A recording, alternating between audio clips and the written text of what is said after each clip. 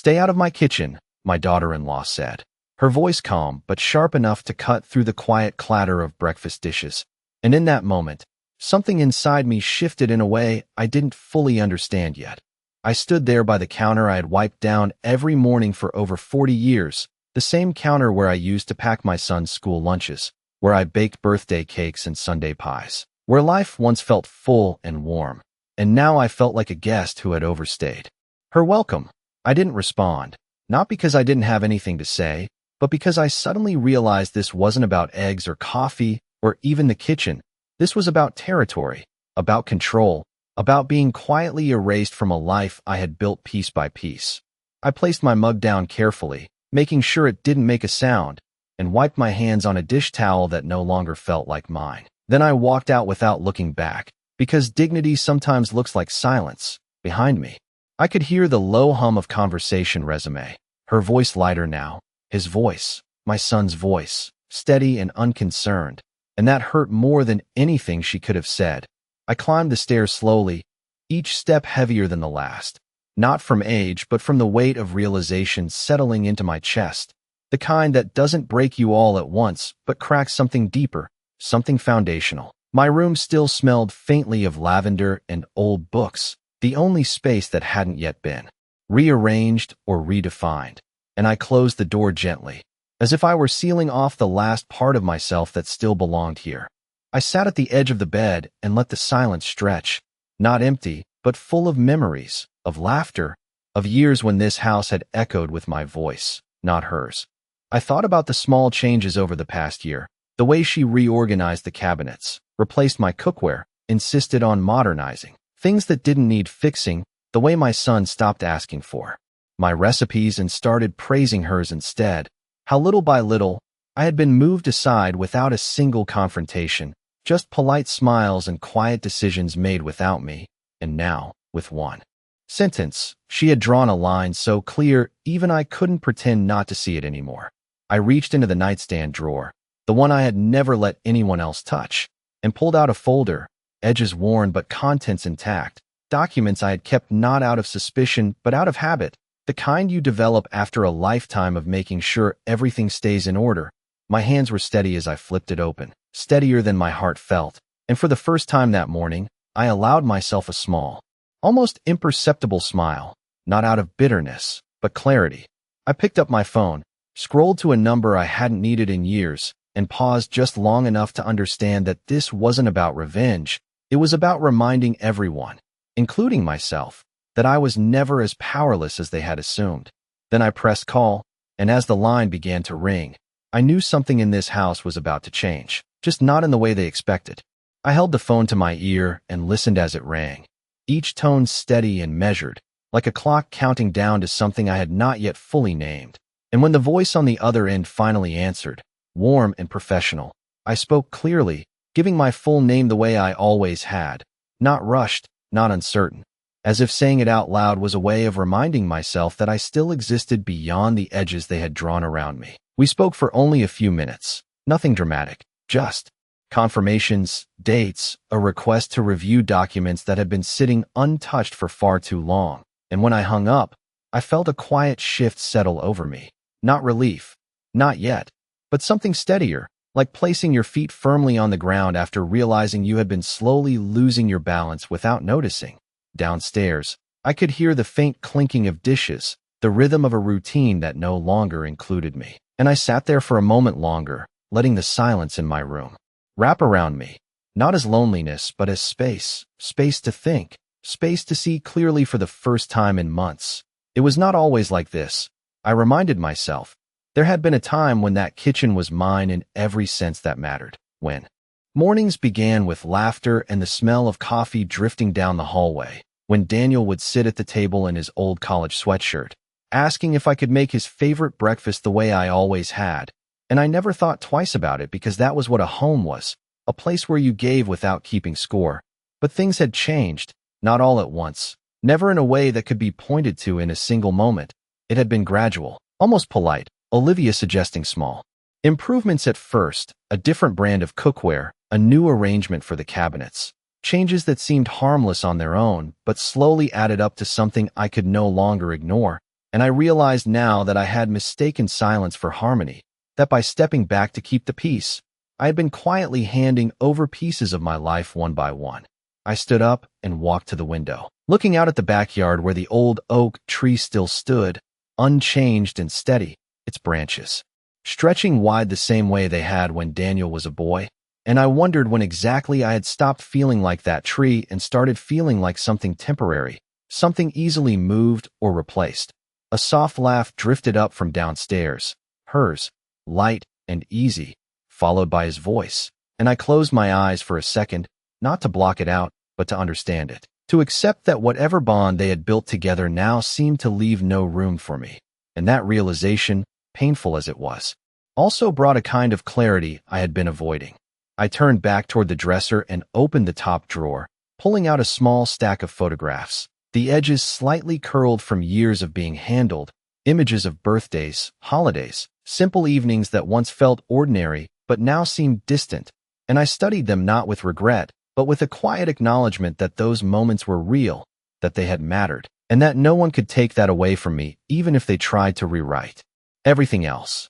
I placed the photographs back carefully and straightened the room, small movements that grounded me. And when I finally stepped into the hallway again, I did not head toward the kitchen, not yet, because I understood now that walking back in without changing anything would only confirm what she had said, that it was no longer my place. Instead, I moved past the stairs and toward the front door, slipping on my shoes and stepping outside into the cool morning air, where everything felt sharper, clearer, the sky wide and open in a way the house no longer felt. I stood there for a moment, taking a slow breath, and then I began to walk, not aimlessly but with purpose, because for the first time in a long while, I was not reacting to what they had decided for me. I was beginning to decide something for myself, and somewhere behind me, in that quiet, carefully controlled kitchen, they still believed they had the upper hand. They still believed that one sentence had defined my place in this house. But they did not know about the call. They did not know about the documents waiting to be reviewed. And they certainly did not understand that the woman who had walked out without a word was not the same one who would walk back in. I walked for nearly 20 minutes before I realized I had passed the same mailbox twice. The red flag still raised like a quiet signal I had missed something important, and I slowed my steps, not because I was tired, but because my mind had finally caught up with my body, replaying everything with a clarity that had been buried under routine for far too long. It was not just the kitchen. It was never just the kitchen. It was the way Olivia had begun answering questions directed at Daniel as if she spoke for both of them. The way decisions about the house appeared fully formed without ever including me. The way my presence had been reduced to something polite and temporary, like a guest who had forgotten to leave. I thought back to last Thanksgiving, how I had asked if I should prepare the turkey the way I always had, and Olivia had smiled that careful smile and said they were trying something new this year, something lighter, and I had stepped aside without a second thought, telling myself that families evolve. That change was natural, but standing there now on a quiet street with the morning air settling around me, I could see the pattern I had refused to name, how each small moment had gently pushed me further from the center of a life I once held together. A car passed slowly, the driver giving a polite nod, and I returned it automatically, the kind of reflex you develop after years of being seen as dependable, steady, someone who keeps things running, and I wondered when that steadiness had been mistaken for something else, something easier to overlook. I turned back toward the house eventually, not with hesitation but with intention, because leaving without understanding would have meant accepting a version of myself I no longer recognized. And as I approached the front door, I noticed how quiet everything was. No laughter now, no clinking dishes, just a stillness that felt almost staged, as if the house itself was waiting. I stepped inside and closed the door behind me, the familiar sound echoing slightly in the hallway. And I took a moment to hang my coat carefully, the way I always had, small habits that reminded me I still belonged here in ways that could not be erased by a single sentence. Voices drifted from the kitchen, lower now, more deliberate, and I moved closer without making a sound, not out of secrecy, but because something in their tone told me I needed to listen before I spoke. "We have to talk to her soon," Olivia said, her voice calm but edged with something firmer. "This cannot go on forever." And there was a pause. the kind that stretches long enough to reveal more than words ever could. Before Daniel responded, quieter than I expected, "I know. I just do not want to make it a big thing." And I felt a slow tightening in my chest. Not panic, not anger, just recognition. The kind that settles in when you finally hear what has been said behind your back for longer than you realized. "It is already a big thing," Olivia replied, and I could almost picture her standing there with her arms folded, composed, certain. She is not getting any younger, and this house is too. Much. We need to think about what is practical. Practical. The word landed heavily, stripped of warmth, reduced to numbers and convenience.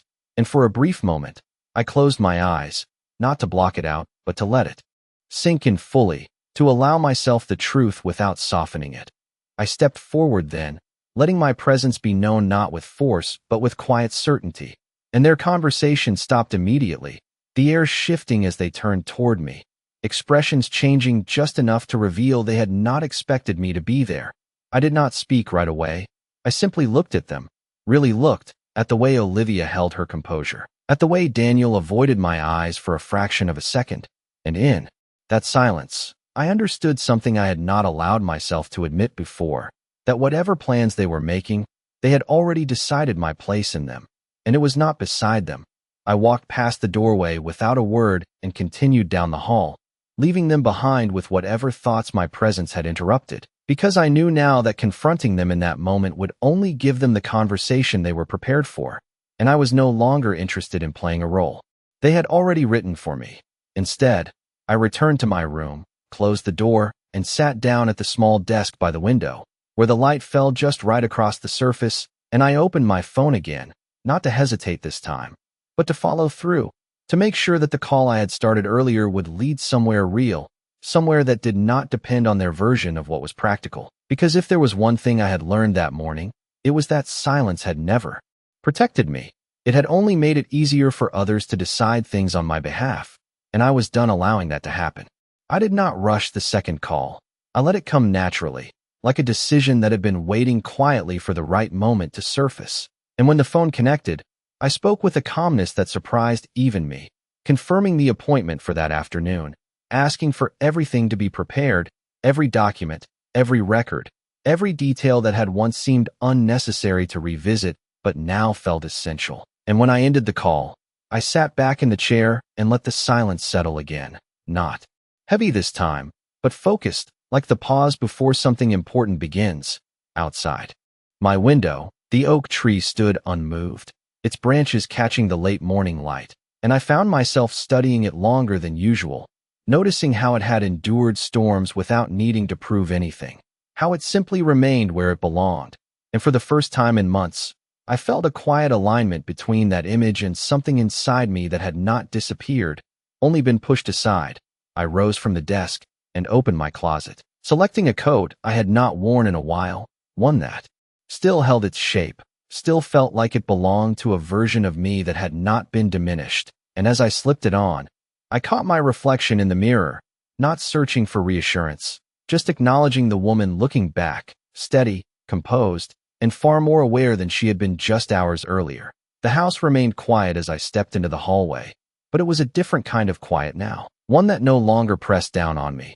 And as I passed the kitchen, I did not stop. I did not glance in. I simply continued forward, because I understood now that reclaiming something did not always mean walking back into the same space. Sometimes it meant stepping beyond it entirely.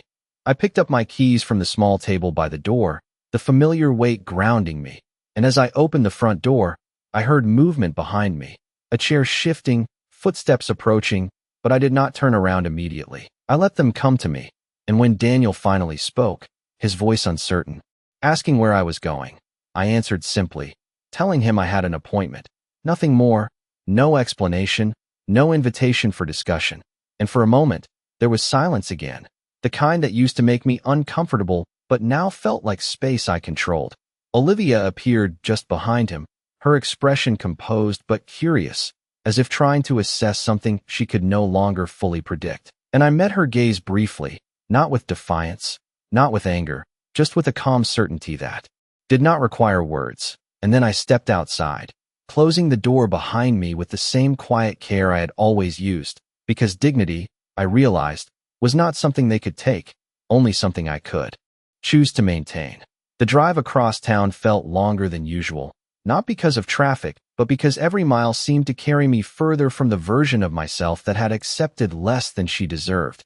And when I finally pulled into the parking lot, I sat in the car for a moment, hands resting lightly on the steering wheel, letting the reality of what I was about to do settle fully into place. The building was familiar, not because I visited often, but because it represented something stable, something official, something that did not shift based on convenience or preference. And as I walked inside, the air was cool and steady, the kind of environment where things were documented, recorded, and respected. The receptionist greeted me by name, a small detail that did not go unnoticed, and as I took a seat, I realized how long it had been since I had been addressed without being overlooked or redirected. And when I was finally called in, I stood up with a sense of purpose that felt both new and entirely my own. The man across the desk listened carefully as I spoke, not interrupting, not assuming, simply taking in every word, and when I finished, he nodded once, slowly, as if confirming what I already knew, that the situation was not as simple as they had made it seem, that there were factors, agreements, and decisions that had never been fully addressed. And as he began to explain the next steps, I felt that same quiet shift deepen, not dramatic, not overwhelming, just steady, like the moment you realize that the ground beneath you is solid after all, and that whatever comes next, you will not be standing on it alone. I did not leave immediately after the meeting ended. I stayed seated for a moment longer, letting the weight of everything I had just heard settle into something clear and undeniable. Because for the first time in a long while, nothing felt uncertain, nothing felt like it depended on someone else's version of events.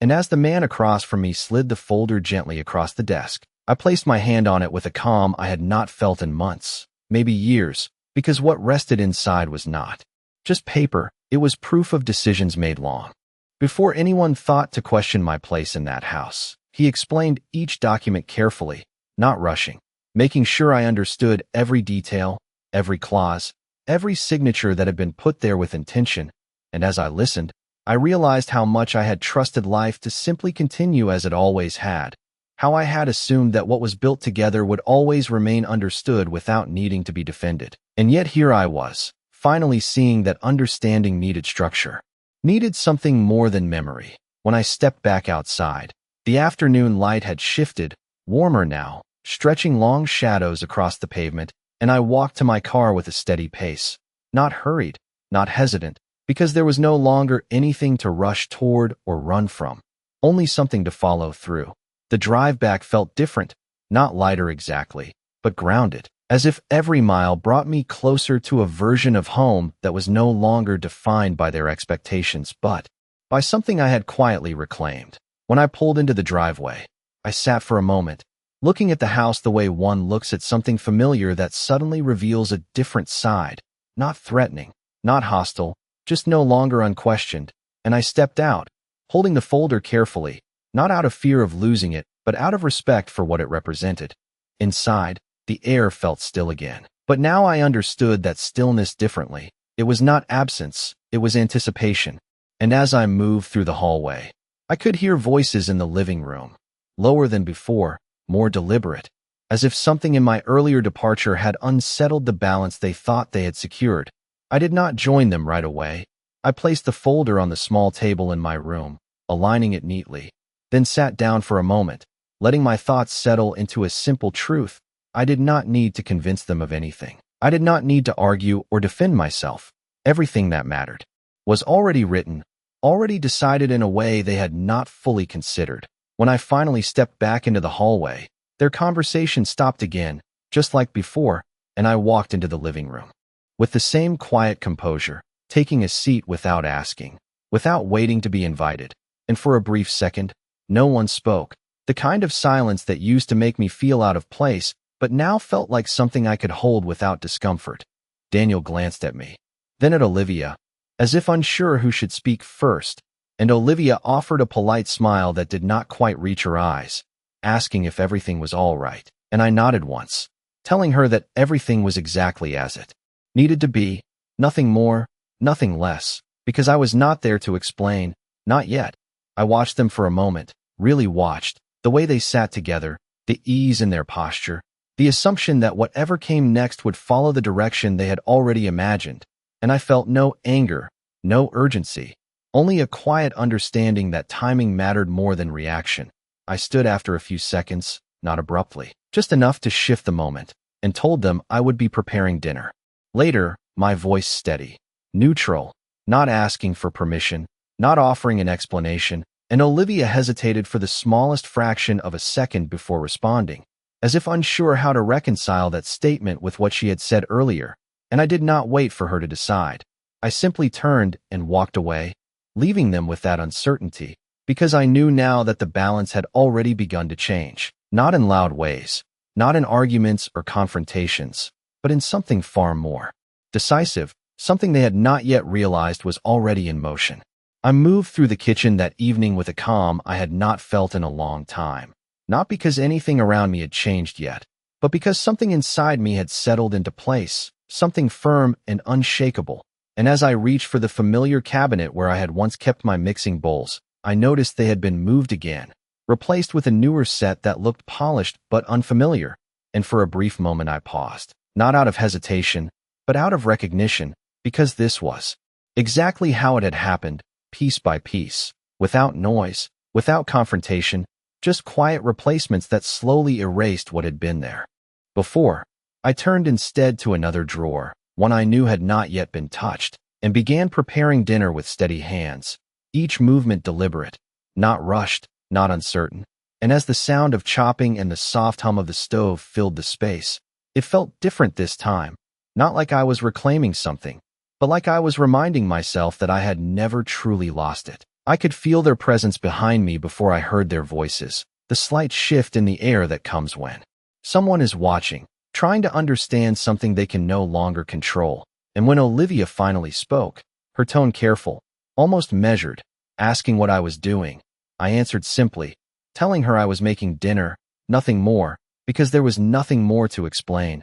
There was a pause, longer than usual, and I could sense the uncertainty in it, the way expectations were beginning to falter, because this was not how they thought the day would unfold, not after that morning, not after the line she had drawn so clearly. Daniel stepped closer, his voice softer, asking if I needed help, and I shook my head gently, not rejecting him, just acknowledging that this was something I would handle myself. And for a moment, he lingered, as if unsure whether to stay or step back, before retreating again into silence, the same silence that had once felt like distance but now felt like space I could use. The kitchen filled with the scent of something warm and familiar, something that did not belong to any one person but to years of routine and care. And as I set the table, placing each item with quiet precision, I noticed how both of them watched, not openly, but in small glances, as if trying to understand where this quiet certainty had come from. We sat down to eat without ceremony, without the usual exchange of polite comments, and for a few moments, the only sound was the soft clink of utensils against plates, until Olivia finally spoke again, her voice composed but edged, with something new, something closer to curiosity than control, asking if everything was all right after my appointment. And I looked at her, meeting her gaze without tension, and told her that everything was exactly where it needed to be. She nodded slowly, as if weighing the meaning behind those words, and Daniel shifted slightly in his seat, his attention moving between us, searching for something he could not quite define. I did not elaborate. I did not fill the silence, because I understood now that silence was no longer something that worked against me. It was something that allowed space for truth to settle on its own. After dinner, I cleared my plate and moved to the sink, not out of habit, but out of choice. And as the water ran steadily, I felt a quiet sense of alignment, the kind that does not demand attention but holds its ground without question. Behind me, I could hear them speaking softly, their voices lower than before, more cautious, as if something unspoken had begun to shift the balance they had relied on. And I did not turn around. I did not need to, because I already knew that whatever they thought they understood about this house, about me, about what came next, was no longer as certain as it had been that morning. And that quiet uncertainty was only the beginning of something far more definitive that they had not yet seen coming. The next morning arrived quietly, almost too quietly, as if the house itself was holding its breath, and I woke before sunrise without needing an alarm. The early light barely touching the edges of the curtains, and for a moment I lay still, listening, not for noise, but for the absence of it, because silence now carried meaning I had once ignored. I rose slowly, moving through my room with the same deliberate calm that had settled into me the day before, and as I dressed, I chose my clothes. With care, not for appearance, but for clarity, because I understood now that even the smallest decisions were no longer automatic. They were intentional. When I stepped into the hallway, I could hear movement downstairs, the low murmur of voices, and as I made my way toward the kitchen, I noticed how my steps felt lighter, not because anything had been resolved, but because I was no longer uncertain about my place in what was unfolding. They were already at the table when I entered, Daniel, reading something on his phone, Olivia stirring her coffee, and both of them looked up at the same time, their expressions composed but alert, as if they had been waiting, and I greeted them with a simple good morning, my voice steady, neutral, not inviting conversation but not avoiding it either. I moved through the kitchen without hesitation, reaching for what I needed, not asking, not explaining, and for a moment, no one spoke. The air filled with that familiar tension that no longer unsettled me, because I could see it clearly now, how uncertainty had shifted from me to them. Olivia finally broke the silence, her tone polite but measured, asking if I had slept well, and I nodded, telling her that I had, that it had been a productive day, and I watched as she processed those words, trying to understand what they meant without asking directly. Daniel set his phone down, his attention now fully on me, and there was something different in his expression, something less certain, as if he was beginning to realize that whatever he thought he understood about the situation no longer applied. I poured my coffee and sat down at the table, not at the edge where I had begun to sit in recent months, but in my usual place, the one I had not claimed in a long time, and neither of them said anything. But I noticed the brief exchange of glances between them, the silent communication that had once excluded me now revealing itself in ways they could not hide. Breakfast continued in quiet intervals, small questions, short answers, nothing confrontational, nothing resolved, but everything shifting in ways that could not be undone. And as I finished my coffee, I placed the cup down gently and looked at them both, not with accusation, not with emotion, just with clarity, and I told them that we would need to sit down later that day, that there were some things that needed to be reviewed, my tone calm, almost routine, as if I were discussing something ordinary, and that was what unsettled them most. Olivia straightened slightly, her posture adjusting as she asked what kind of things, her voice careful, and I met her gaze briefly before answering that it would be easier to go through everything together, that it was already arranged, and Daniel leaned back slightly, his expression tightening just enough to show that he was no longer comfortable with the lack of control in the conversation. I stood then, not abruptly, just enough to signal that the moment had ended, and I carried my cup to the sink, rinsing it with the same steady movements that had grounded me the night before, and behind me, I could feel their attention shift, their quiet conversation beginning again in low tones, no longer certain, no longer aligned. And as I dried my hands and turned back toward the hallway, I understood something with absolute clarity, that whatever they had planned, whatever assumptions they had made about my place in this house, were already beginning to unravel, not through confrontation, not through argument, but through something far more powerful, something they had not anticipated. And that was the quiet certainty of someone who finally knew exactly where she stood and exactly what she was about to do next. The rest of the morning passed with a strange kind of stillness, not the quiet that feels empty, but the kind that feels like something is waiting just beneath the surface, and I moved through it with purpose, organizing small things in my room, straightening papers, reviewing the folder once more, not because I needed to memorize it, but because I wanted to feel the weight of it in my hands again, the certainty of something that could not be dismissed or reinterpreted. Downstairs, I could hear occasional movement, a chair shifting, footsteps crossing the floor, voices lowered, and I knew they were talking, trying to make sense of what I had said earlier, trying to anticipate something they could not yet see clearly. And for the first time, I did not feel the need to fill that silence, to reassure, to explain. I let them sit with it, the same way I had sat with uncertainty for far too long. By early afternoon, I gathered the folder and made my way to the living room, not calling out, not announcing anything, simply stepping into the space and taking my seat. And when they noticed me, the shift was immediate. Conversation stopped, attention focused, the air tightening in a way that was no longer subtle. I placed the folder on the table between us, not dramatically, just with quiet intention, and for a moment, no one spoke, as if the presence of it alone had already changed the tone of the room. Daniel leaned forward slightly, his expression cautious, asking what this was about, and I met his gaze, steady and calm, telling him that it was something we should have reviewed a long time ago, something that concerned all of us. And Olivia remained still, her posture composed but alert, her eyes moving briefly to the folder and then back to me, measuring, calculating, trying to determine what this meant. I opened it slowly, turning the first page toward them, not rushing, not explaining everything at once, just allowing the information to present itself, signatures, dates, terms that were clear in their intent. And as they began to read, I watched the subtle changes in their expressions, the way Daniel's brow tightened slightly, the way Olivia's composure shifted just enough to reveal that this was not what she had expected.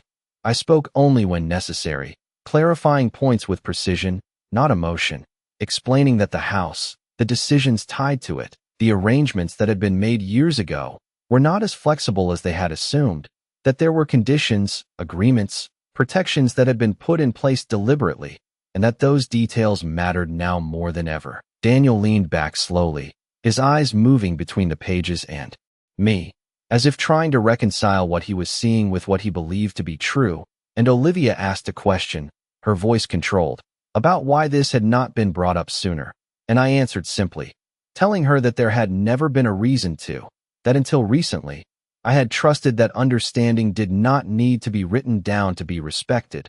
The silence that followed was different from before, heavier, more defined, not uncertain but confrontational in a quieter way, and I let it remain, because I understood now that rushing to fill it would only weaken what had already been established. I closed the folder gently after they had seen enough, not to hide anything, but to signal that this was not an argument, not a negotiation in the way they might have expected, but a clarification, a boundary that had always existed even if it had not been acknowledged.